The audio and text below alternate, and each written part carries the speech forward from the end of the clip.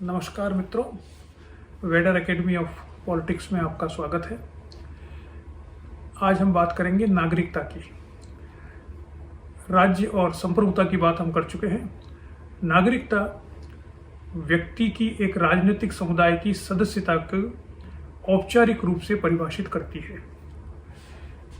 ये सर्वमान्य परिभाषा है नागरिकता की।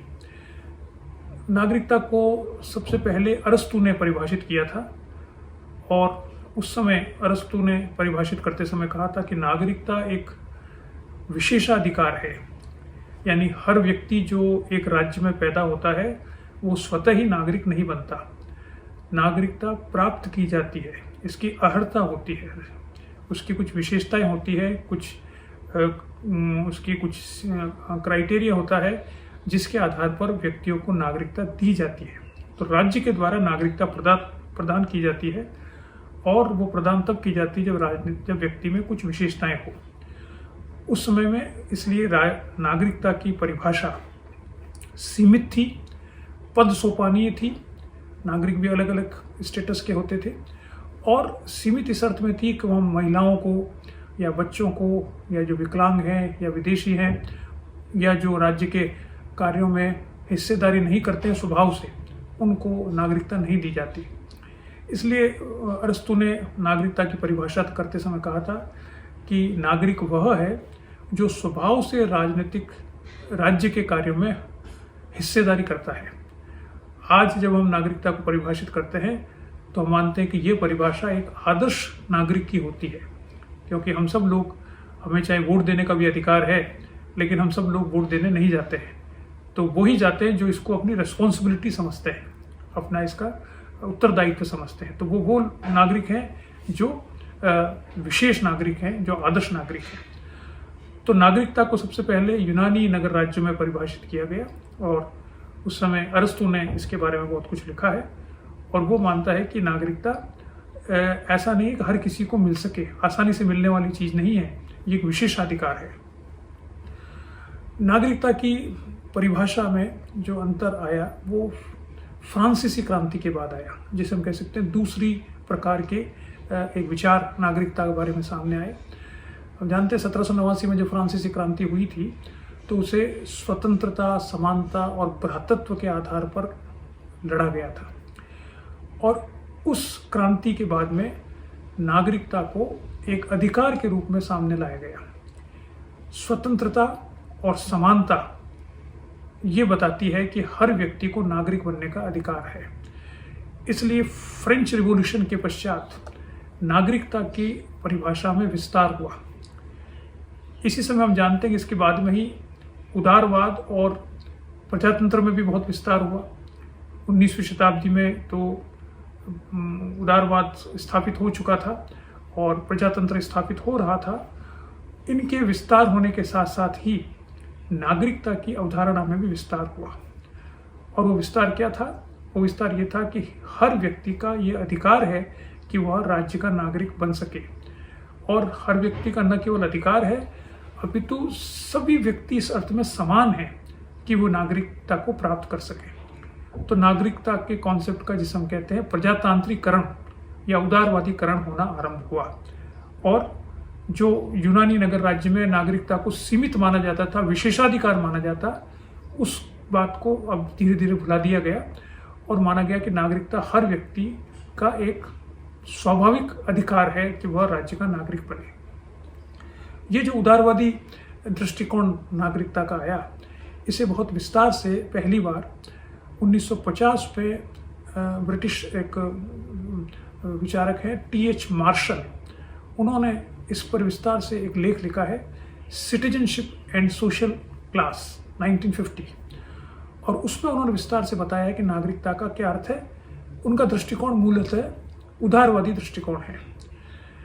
वो ये कहते हैं कि 3 प्रकार के अधिकार होते हैं: नागरिक अधिकार, राजनीतिक अधिकार और सामाजिक अधिकार। और इन तीनों को उन्होंने विस्तार से बताया है कि इनका क्या अर्थ है। और नागरिकता का उद्देश्य है इन तीनों को पूर्ण रूप से प्राप्त करना।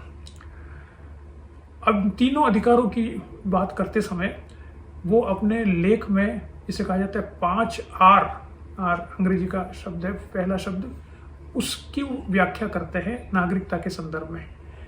वो 5 आर क्या है? पहला आर है rights, then responsibility, then resources, then recognition and then residence. यानी अधिकार, उत्तरदायित्व, स्रोत, मान्यता और निवास। ये 5 आर की बात मार्शल अपने लेख में करता है। और सारी बहस 1950 के बाद में जो नागरिकता पर हुई वो इस लेख को आधार मानकर हुई है। जो नागरिकता पर लिखने वाले हैं उन्होंने इस लेख को सबसे पहले रेफर किया है और उसके पश्चात नागरिकता की बात की है। चाहे वो इससे सहमत हुए हैं, इसमें संशोधन किया है या इसको रिजेक्ट किया है, लेकिन इसको रेफर जरूर किया है।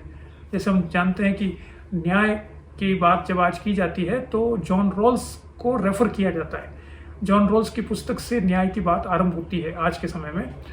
अब चाहे आप उसकी बात को स्वीकार करें या उसमें संशोधन करें या उसकी आलोचना करें, उसको रिजेक्ट करें, लेकिन उसकी बात को रेफर किए बिना हम अपनी बात न्याय के बारे में नहीं कर सकते।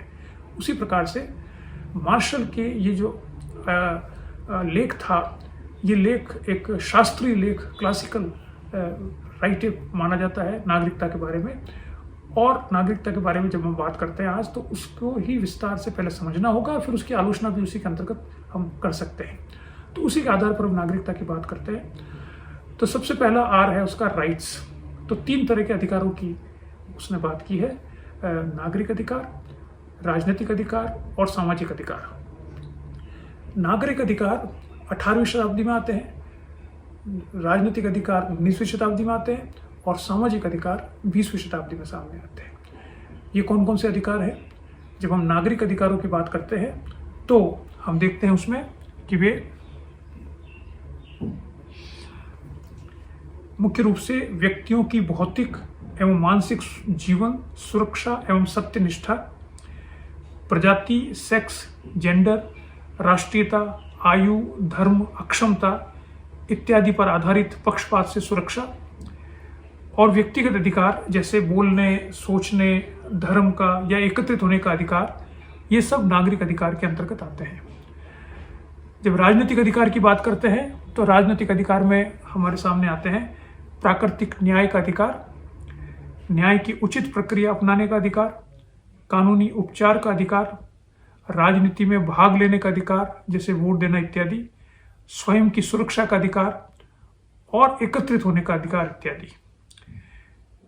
ये नागरिक एवं राजनीतिक अधिकार 1948 में जो मानव अधिकारों का घोषणा पत्र जारी हुआ था उसके पहले भाग में लिखे गए हैं। उसके दूसरे भाग में सामाजिक और आर्थिक और सांस्कृतिक अधिकारों की बात की गई है। अब इसके पश्चात सामाजिक अधिकार क्या होते हैं?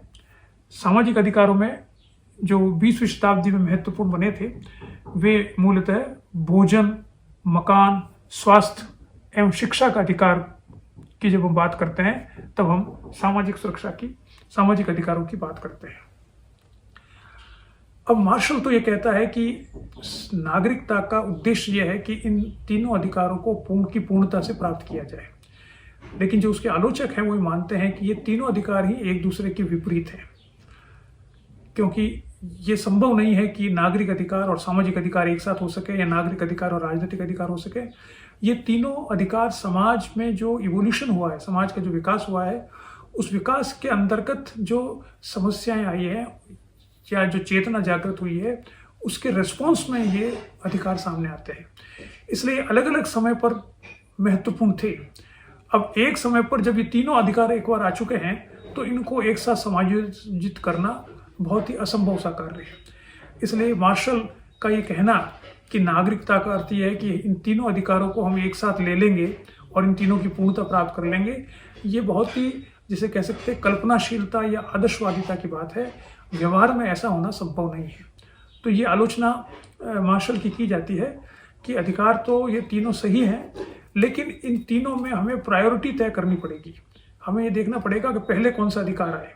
ऐतिहासिक रूप से तो ये अधिकार अलग अलग समय आए हैं, लेकिन आज के संदर्भ में समाज की में और व्यक्तियों में किस अधिकार की ज़्यादा आवश्यकता है उसे प्रमुखता देनी होगी।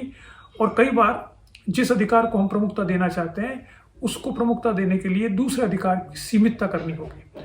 जैसे राइट टू एजुकेशन या राइट टू हेल्थ अगर हम चाहते हैं तो हमें राइट टू फ्रीडम को थोड़ा सा खत्म करना पड़ेगा, या राइट टू इक्वलिटी को खत्म करना पड़ेगा, या कोई और अधिकार हमें कम करना पड़ेगा, तब हम इसको ज़्यादा अच्छे प्रकार से प्राप्त कर सकेंगे।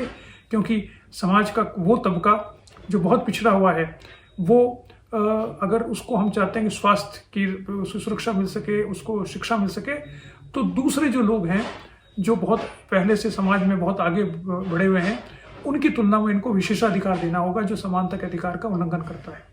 तो ये आलोचना की गई कि समानता का अधिकार जो है वो तो राजनीतिक अधिकार है, और जिसे कह सकते हैं सिविल राइट है।